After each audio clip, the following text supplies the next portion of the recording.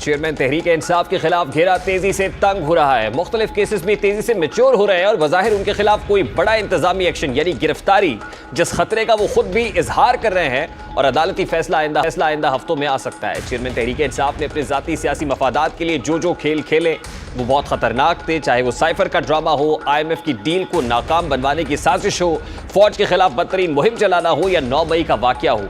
इन सब केसेस की तफ्तीश और इसके बाद उनमें बानी तहरीक इंसाफ के मुलव्विस होने के तमाम तर सबूत इदारे के पास मौजूद है। वादा माफ गवाहान के बयान रिकॉर्ड कराने का सिलसिला जारी है और इन गवाहान की फहरिस्त भी तवील है। साइफर ड्रामे में आजम खान के इकबाली बयान के बाद साबिक प्रिंसिपल सेक्रेटरी आजम खान ने 190 मिलियन पाउंड केस में नैब के सामने पेश होने का फैसला किया। वो नैब के सामने पेश हुए और इत्तलात के मुताबिक यहां भी उन्होंने चेयरमैन तहरीक इंसाफ के खिलाफ चार्जशीट पेश की है। ज़राए के मुताबिक आजम खान ने अपने बयान में 190 मिलियन पाउंड से मुतालिक पहले से मौजूद दस्तावेजात की तस्दीक की और बताया कि पैसे किस तरह अदा किए गए। ज़राए के मुताबिक आजम खान ने तस्दीक की कि जो रकम पाकिस्तान के अकाउंट में आई इन सारे मामलात में वो ऐनी शाहिद है, उन्होंने बहुत चीज़ों को देखा है। बानी तहरीक इंसाफ भी इस हवाले से हिदायत देते रहे। ज़राए के मुताबिक आजम खान ने मजीद बताया कि इस हवाले से काबीना इजलास के लिए जो समरी तैयार हुई जिसकी मंजूरी काबीना ने दी उसकी तैयारी में शहजाद अकबर का बुनियादी किरदार था। समरी पेश करने से पहले भी एक मीटिंग हुई जो चेयरमैन तहरीक इंसाफ के साथ हुई थी, इसमें शहजाद अकबर भी मौजूद थे। 190 मिलियन पाउंड केस में आजम खान ने चेयरमैन PTI के दावों के बरक्स बयान दिया और बताया है कि किस किस मौके पर चेयरमैन PTI ने इस हवाले से हिदायत जारी की, जबकि शहजाद अकबर भी रकम के हवाले से मुशावरत करते रहे। इस हवाले से काबीना में समरी पेश करने का फैसला चेयरमैन तहरीक इंसाफ की मंजूरी से हुआ। दूसरी जानिब 9 मई के वाकयात और कोर कमांडर हाउस लाहौर में बनाई गई GIT ने अपनी रिपोर्ट तैयार कर ली है जिसमें चेयरमैन तहरीक इंसाफ को कसूरवार ठहराया गया है। पुलिस तफ्तीश में कहा गया है कि नामजद मुल्जिमान की जिना हाउस वाक़े की मनसूबाबंदी और अमल दरामद साबित हो गया। जिना हाउस हमला और 9 मई के दीगर वाकयात बाकायदा मनसूबाबंदी के तहत किए गए। दौरान तफ्तीश डिजिटल शवाहिद, mobile videos, close circuit footages, mobile राब्ते साबित हुए हैं। रिपोर्ट के मुताबिक चेयरमैन PTI का GIT के सामने दिया गया बयान शवाहिद से मुतजाद साबित हुआ। GIT के सामने पेश होने वाले दीगर रहनुमाओं के बयानात भी हकाइक के बरक्स साबित हुए।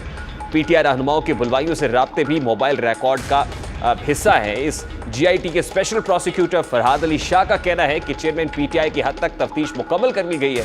जिना हाउस मुकदमे की तफ्तीश में चेयरमैन PTI कसूरवार करार पा गए हैं। चेयरमैन PTI के जुर्म में चार्ज किया जा रहा है। अलकादर ट्रस्ट, साना 9 मई, तोशाखाना केस, सीक्रेट एक्ट की खिलाफ वर्जी समेत ऐसे दर्जनों केसेस हैं जिनमें चेयरमैन PTI की गिरफ्तारी, नाअहली और सजा नविश्ता दीवार है।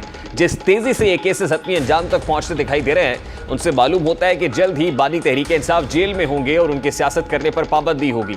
ये वही ख्वाहिश है जिसे मुस्लिम लीग नून लेवल प्लेइंग फील्ड और तराजू के दोनों पलड़े बराबर करने के तौर पर देखती है और मुस्लिम लीग नून की हद तक ये सब खुशाइंद है, लेकिन उनकी सबसे बड़ी इत्तेहादी जमात peoples party chairman Tehreek Insaf को सियासत से आउट करने के हक में दिखाई नहीं देती।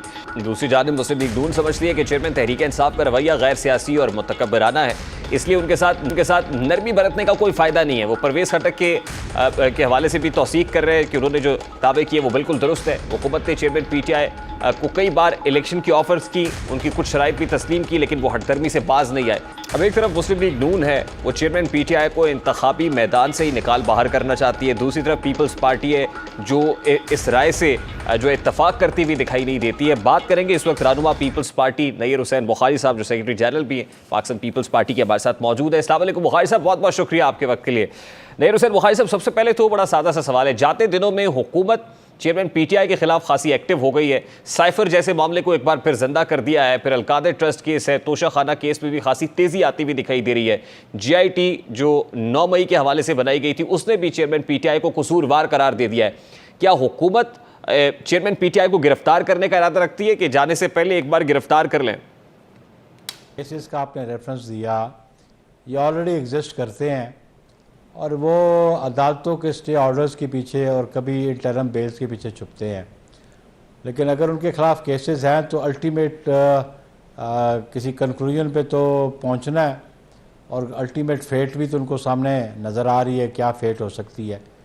और ये साइफर वाला जो इशू है, ये तो अभी जो लेटेस्ट एक स्टेटमेंट आई है उनके प्रिंसिपल सेक्रेटरी की, तो उससे तो फिर बड़ी वाज़ेह हो गया कि जो स्टेट सीक्रेट थी उसको अफशा किया गया और उसको अपने पॉलिटिकल बेनिफिट्स के लिए इस्तेमाल किया गया, एडवांटेज के लिए इस्तेमाल किया गया, जबकि उसकी हकीकत कुछ और थी।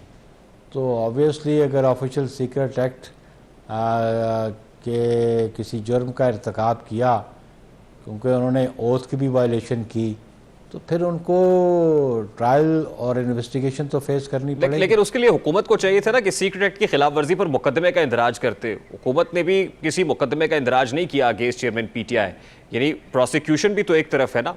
ये कह देना कि अदालत से रिलीफ मिल जाएगा या बादी नज़र में अदालत रिलीफ दे देती है, अगर प्रोसिक्यूशन तगड़ी होगी तो आपको नहीं लगता कि अल्टीमेटली वो फेट डिटर्मिन करेगी इन केसेस का? देखिए, ट्रायल कोई हम टेलीविज़न पे तो ट्रायल तो नहीं हो रहा, ट्रायल तो कोर्ट्स में होगा। तो प्रोसिक्यूशन के पास केस है, इन्वेस्टिगेशन वो कर रही है, तो उस इन्वेस्टिगेशन के नतीजे में, लेकिन इन्वेस्टिगेशन की भी बात, इंक्वायरी और इन्वेस्टिगेशन उसमें फ़र्क है।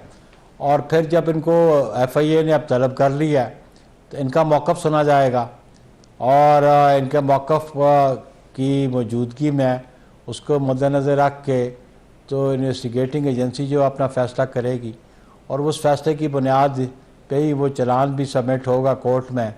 और प्रोसिक्यूशन तो अपनी एविडेंस 2 स्टेजेस पे लाती है। एक स्टेज होती है इन्वेस्टिगेशन की स्टेज, और इन्वेस्टिगेशन की स्टेज की बुनियाद पे ही एविडेंस जो है ट्रायल कोर्ट पे लेके जाती है।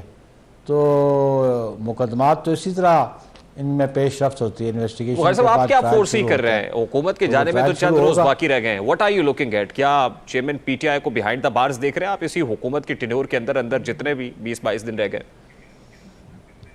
देखिए जी, अब क्राइम को कमिट करता है, वेदर ये मौजूदा गवर्नमेंट है या केयर टेकर गवर्नमेंट है, तो जो अदारे हैं वो तो अपना काम करते हैं, उनको तो काम से रोका नहीं जा सकता, चाहे वो केयर टेकर गवर्नमेंट के अदारे हों या इलेक्टेड गवर्नमेंट के अदारे हों।